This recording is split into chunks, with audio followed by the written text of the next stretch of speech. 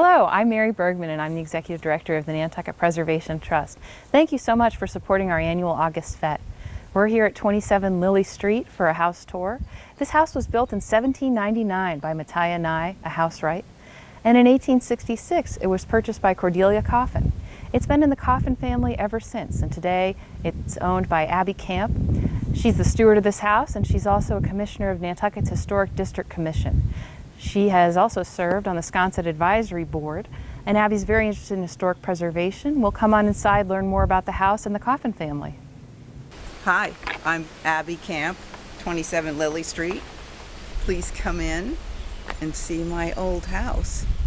So I told you I was a Sconset gal, and I love Sconset, and I actually am following in my great-grandmother's footsteps in that I will rent this house for 7 weeks, and I am going out to a little tiny Underwood cottage on Pocheck Street.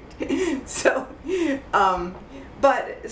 I inherited the house, my mother died in 2005, and it took 3 years.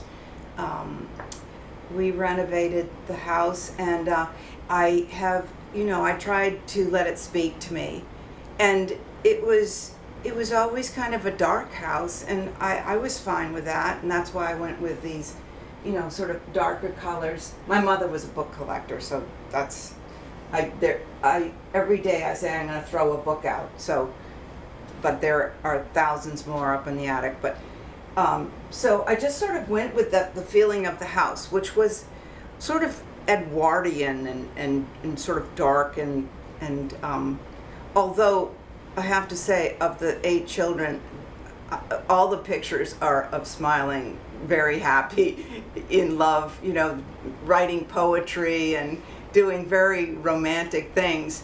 But so the house was, this was a very stoic looking dining room. I have a picture of it, but I can't find it right now. But it was just a table and 2 chairs, and I think there was a bureau there that had a pantry where they kept all the everyday cutlery and plates and things.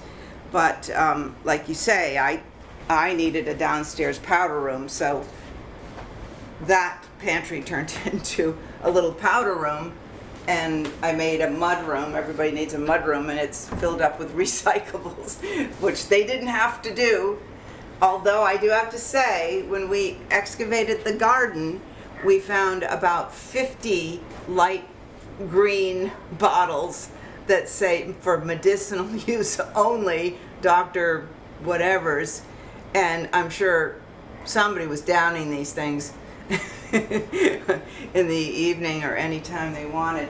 But this room here was it was always the kitchen, but it had many little rooms. I wanted a lot more light, so I added light, and I made this actually my dining room, so I don't really have a dining room.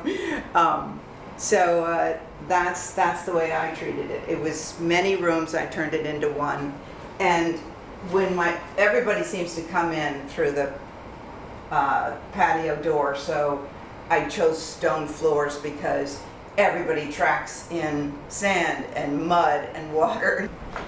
In the historic books, they call this the birthing room, and it was pretty much closed in, but I opened this up. I made this opening and duplicated it over there, so we got more light. I was mainly looking for light. And this room, I call this my Nantucket room, because it's got all kinds of, it's got the horseshoe crabs, and it's got the boats and the Nantucket boat and all these sort of memorabilia. So I call it a sunroom. But when I inherited it, there was only a pair of French doors on this wall, and it was so dark. You just didn't really even come in here. I mean, my mother had a grand piano on this end of the room, and unfortunately I had to get rid of that. But these watercolors are an architect did them in the 50s, and his name is W.W. Price, and I came upon them when I was 25 or something, and saw them in the thrift shop and they were $11 a piece. But they're of old Nantucket, and so I had them all framed and matted, and I love them. A lot of the houses on Nantucket have this, but this is the liquor cabinet, and it's all custom wood and it's all original. They would probably have had sherry where I have tequila, Drambuie, and scotch, but they're I have little tiny glasses up there that are exclusively for sherry, and that's what they would drink. This room they called it the salon, and it would have been the living room, and I treat it as my great grandfather on my father's side was a wood finisher in Brooklyn, and he did this table and a lot of heavy sort of mahogany work, and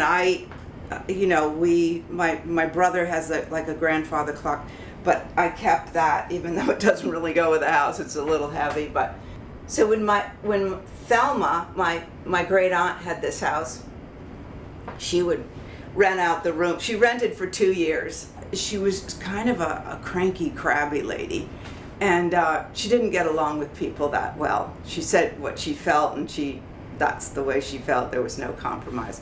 Once she was sitting in here with one of her friends, and a renter came in looking for a towel, and she said, "I'm afraid you're going to have to leave. This is not for the guests. This room is exclusively just for the owners," which shows so much pride. And I'm sure she didn't have, 2 nickels to rub together, but she sort of shot herself in the foot there by not being the most amicable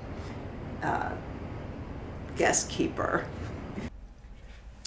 So that's the story of 27 Lily Street.